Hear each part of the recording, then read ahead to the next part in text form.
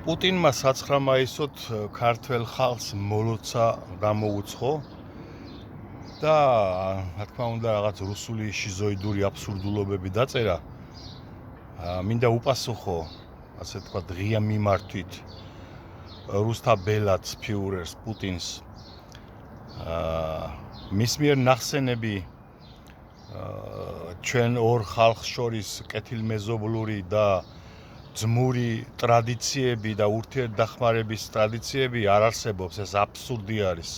რადგან არ შეიძლება დამპყრობელ ერს კონდეს ძმური და კეთილმეზობლური ტრადიციები დაპყრობილი ერისადმი. და მით უმეტეს არაერთი გენოციდის მომწყობი ერისადმი.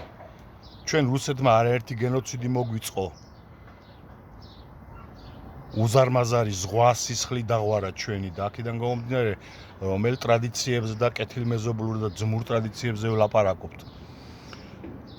ვინც არის ის მარტივად ახსნი 1801 წელს დაგვიწყო რუსეთმა, ერთმორწმუნე რუსეთმა მიუხედავად გეორგიევსკის ტრაქტატში გაფორმებული კეთილმეზობლური და ურთიერთდახმარების სტრატეგიული კავშირისა, ეს არ ითვალისწინებდა რუსეთთან მიერთებას. ეს იყო ორი სუვერენული სახელმწიფოს სტრატეგიული კავშირის ხელშეკრულება. ეს დაარღვია რუსეთმა და გაგვიუქმა 1000 წლოვანი სამეფო ტახტი და პლუს 1500 წლოვანი მართლმადიდებლური ეკლესია.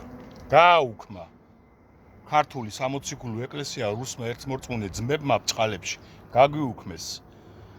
და დაიწყო რუსიფიკაცია, ქვევრებში გვიფსამდნენ, რომ დათვრებოდნენ ეს რუსის სალდათები, ამოტყრებოდა მათი მუცელი, მერე ქვევრებში აფსამდნენ, მერე ქალებს აუპატიურებდნენ.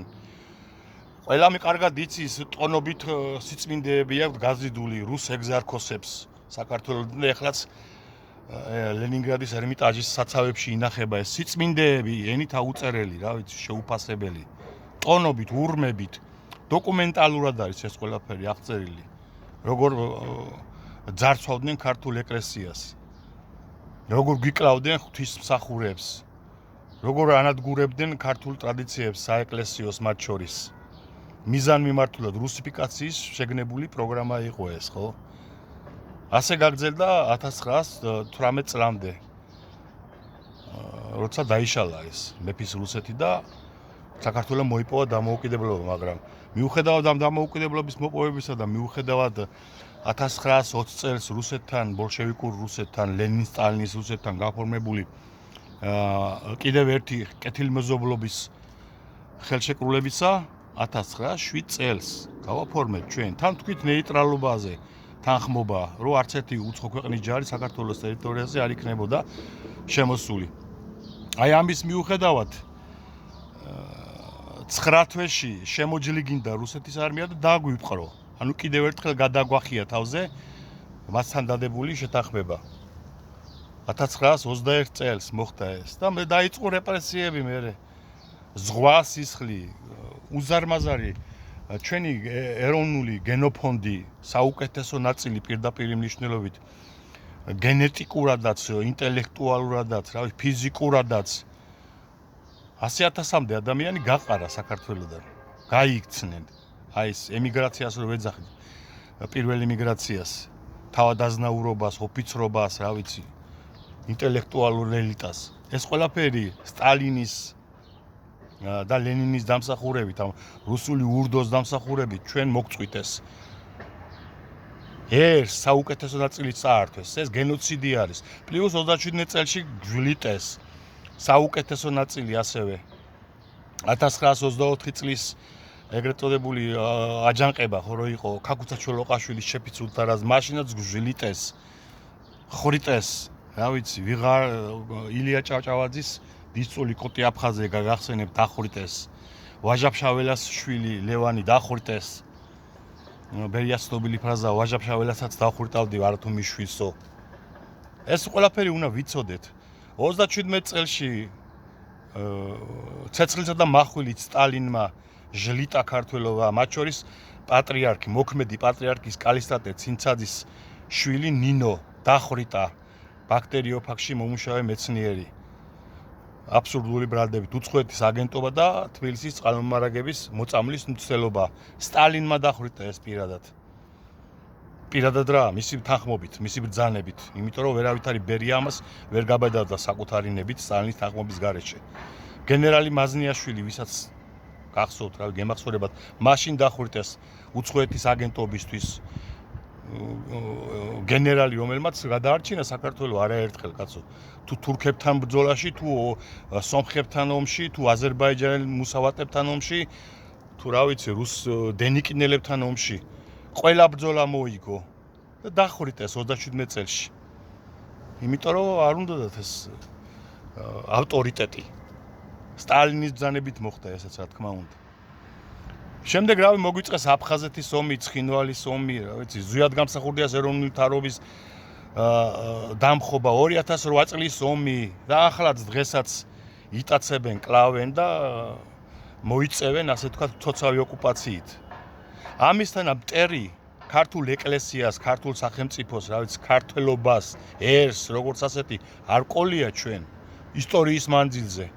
ასეთი ბოროტი, უბედური ჯალათი ერისა არ არსებობს. და გენეტიკურ ნაგავს რო ეძახი და ბიომასას იმას, ვისაც ჯერ კიდევ რუსული სენტიმენტები აქვს, შემორჩენილი და რუსული ერთმორწმუნეობის იმედი აქვს. არის დეგენერატი ელემენტარულად. ან მოსყიდული აქვია შნირი აგენტი, როგორც არაერთი არის. რა ვიცი, რომელი ერთი ჩამოთვალო ალტინფო, ეს ნეიტრალური საქართველოს ხალხის ძალა, თავად კოცებში უამრავი კიდე. მათი მეშვეობით რუსეთი ამხორციელებს საქართველოს ოკუპაციას და დღეს საოკუპაციო მთავრობა ყავს ჩვენ. ქართული ოცნება არის საოკუპაციო რუსული მთავრობა. პირდაპირ მნიშვნელობით. ტერიზის სათავეში. და ამისგან უნდა ვიხსნათ სამშობლო და არავით არის რუსეთთან ძმობა, მეგობრობა. დაველაპარაკოთ რუსეთს, ბარემ ამასაც ვიტყვი. ეს უწიგნური ბიომასა რო გაჰკვირს, დაველაპარაკოთ რუსეთს. რუსეთმა წლებია უკვე ნათლად ჩამოაყალიბა ის მოლაპარაკების პირობა, რითაც მას უნდა დაველაპარაკოთ. აღიარეთ ახალი რეალობა და აღიარეთ სამხრეთ ოსეთისა და აფხაზეთის დამოუკიდებლობა და დავილაპარაკოთ მომავალ თანამშრომლობაზე. აი ეს არის რუსეთის პირობა. მიდი აელაპარაკეთ. აღიარეთ აფხაზეთი და ცხინვალის რეგიონი. და ამისკენაც მიდის ბორია, ამას აპირებს.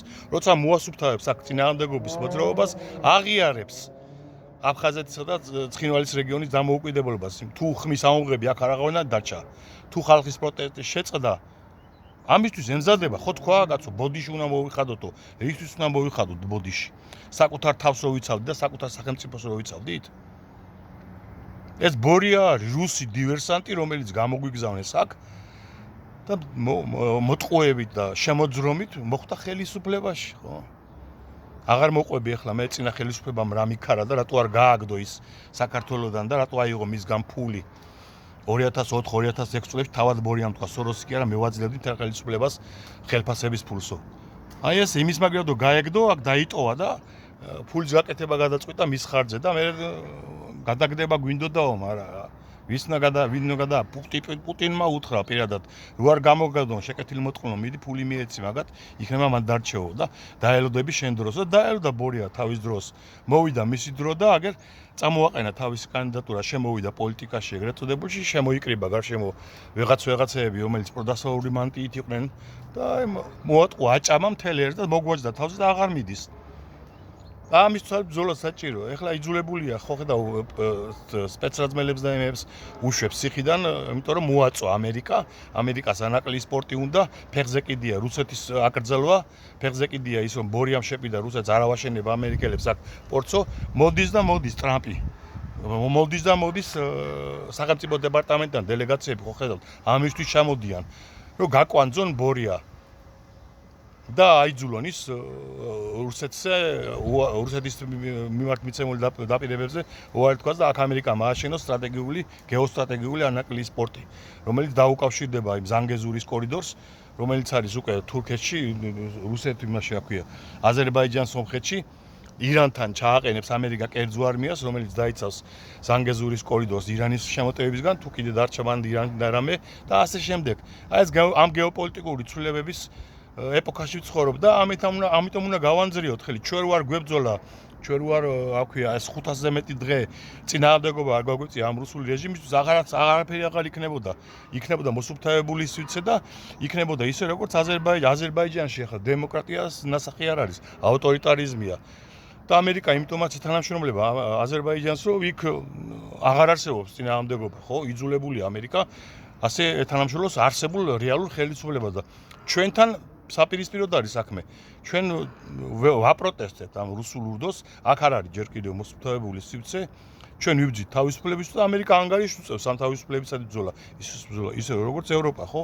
აი ამიტომ უნდა ვიბრძოლოთ, რომ შიგნიდან და გარედან ეს რეჟიმი შევარყიოთ და იძულებული გავხადოთ დანიშნოს თავისუფალი არჩევნები და გააჯვას მე ბორია არვათ ყველა საუკეთესო ვარიანტი მისთვის იქნება რომ ამერიკელების გარანტიით გაიპარება საქართველოსდან და მიაყრის ამ ბრმაჭუკებივით და ბრმალეკვებივით ამ თავის ქოცებს რომლებიც ერთ თვალის დახამბაღებაში ჩამოიშლებიან უბელადოდ. აი ეს არის ბოლო მაგათი.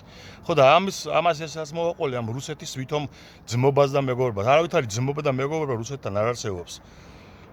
რუსეთი უნდა წავიდეს კავკასიიდან და ამერიკის ეს მოწოლა გეოპოლიტიკური ზუსტად ამას მოასწავებს, რომ რუსეთმა დაკარგა სომხეთი, რუსეთმა დაკარგა აზერბაიჯანი, მანამდე რუსეთმა დაკარგა სირია, მანამდე დაკარგა ვენესუელა, ახლა ირანს უპატიურებენ თვალწინ, ფეხებს ვერ ჭამს ვერავის. ზელენსკი შეხვეწებოდა 9 მაისის აღლუმი ჩამატარებინეო და ზელენსკი დასცინა, აგერ სანამ ტრამპი არ ჩაერია მერე საქმეში და ტრამპს არ შეეხვეწენ რუსები იქნება 9 მაისის აღლუმი ჩაგვატარებინეთო მანამდე არაფერი არ გამოვიდა ზელენსკიმ დაცინა გაძლევთ უფლებასო ბრძანებულება გამოსცა. გაძლევთ უფლებას ჩაატაროს 9 მაისის აღლუმი. აი ეს არის რუსეთი. და ყველა ამ ქართველის, რა ვიცი, აღარ მინდა ახლა დედის ტრაკის გინება, ვინც რუსეთს ეწენება დღემდე და ვისაც გონია რუსეთი ერთმორწმუნე. ჯალათია. ქართველთა გენოციდის, არაერთი გენოციდის მომწყობი. და როცა მტერს ვერ ცნობ, ეს ხარ დებილი. ბუნებით, დაბადებით, რა ვიცი. ბიომასა, გენეტიკური ნაგავი და დანარჩენები კიდე ვინც ძალიან კარგად იციან, მაგრამ ფულის გულის საკეთებენ ამას არიან რუსეთის აგენტურა, რომელიც გაიგובה საქართველოსდან. აუცილებლად ნაგვისგან, როგორც გაიგובה სახლი, ისე გაიგובה რუსული ნაგავისგან საქართველოს. გაავრცელეთ ეს ვიდეო, ამის ხმა მინდოდა იხარეთ და იმრავლეთ და გამოიწერეთ ჩემი გვერდით, თუ გინდათ რეალური ობიექტური და მიუკერძოებელი შეფასება მიიღოთ სოფლიოში მიმდინარე პროცესებზეც და შიდა ქართულ ამბებშიც. და მემზადოთ 26 მაისისათვის ამასაც ვიტყვი, ყველა ვინც ეწინააღმდეგება და ვინც ასე ვთქვათ, ცდილობს ოპოზიციის დისკრედიტაციას, რომლის მიმართაც მე არავითარი პიეთეტი არ გამაჩნია პოლიტიკური ოპოზიციური ალიანსის მიმართ, მაგრამ ვიცი რომ ის ერთადერთი ძალაა დღეს არსებული, რომელიც წინააღმდეგობას უწევს რეალურად ამ ქოც რეჟიმს, ყველა პოლიტიკოსი, რა ვიცი, ადამიანი, ვინც ახდენს ოპოზიციური ალიანსის დისკრედიტაციას და შესაბამისად ახდენს 26 მაისის აქციის დისკრედიტაციას, არის ბორიას თამაშის მოთამაშე, ნებსიტუნებლიე, ან დეგენერატი ბუნებით. ან კიდევ, რა ვიცი, ბორიასთან შეკრული, რომელიც რაღაცას ელის მისგან და აღარ მალაპარაკოთ, ახლა ვინ რას ელის მისგან და რა თამაშები მიმდინარეობს ქვეშ. ოპოზიციური ალიანსის მაგინებელი არის დღეს საქართველოს მიზანმიმართული მტერი. რადგან ჩვენი ხალხმრავლობა 26 მაისს განაპირობებს დასავლეთის მხარდაჭერის გააცკეცებას. ეს უნდა ვიცოდეთ. რაც მეტი გამოვართ 26 მაისს, მით უფრო ადვილი იქნება დასავლეთის მხარდაჭერა ჩვენთვის, როგორც უკვე რეალური საპროტესტო ძალისთვის და შესაბამისად მით უფრო მძიმე იქნება გადასატანი ეს თვეები ბორიას ქოც რეჟიმისთვის, რუსული ქოც რეჟიმისთვის, რომელიც დაინახავს, რომ ამდენი ხალხი არ ეპუება ჯერ კიდევ. და ვინც ამას ცდილობს ამ აქციის დისკრედიტაცია მოახდინოს მიზანმიმართულად სხვათა შორის და მე ამას ძალიან კარგად ვამჩნევ. და არ გავხსნი ახლა ყველაფერს არ ვიტყვი, მაგრამ გაფრთხილდით ყველა, ეგრეთ წოდი ვითომ ოპოზიციური ძალები და ვითომ ოპოზიციური ლიდერები თავი აღმაშენებლად უწარმოუდგენიათ დავით, რა ვიცი, საქართველოს გადამრჩენელებად და საქართველოს აღმაშენებლად. გაფრთხილდით, გეუნებით მე თქვენ, ნუ ერჩით. დაუდექით გვერდზე ამ ოპოზიციურ ალიანსს, იმიტომ რომ თქვენი გადარჩენის ერთადერთი შანსი ეგეც არის. იმიტომ რომ ოპოზიციური ალიანსის დისკრედიტაციის შემდეგ ვეღარაფერი ვეღარ მოხდება აქ უკვე.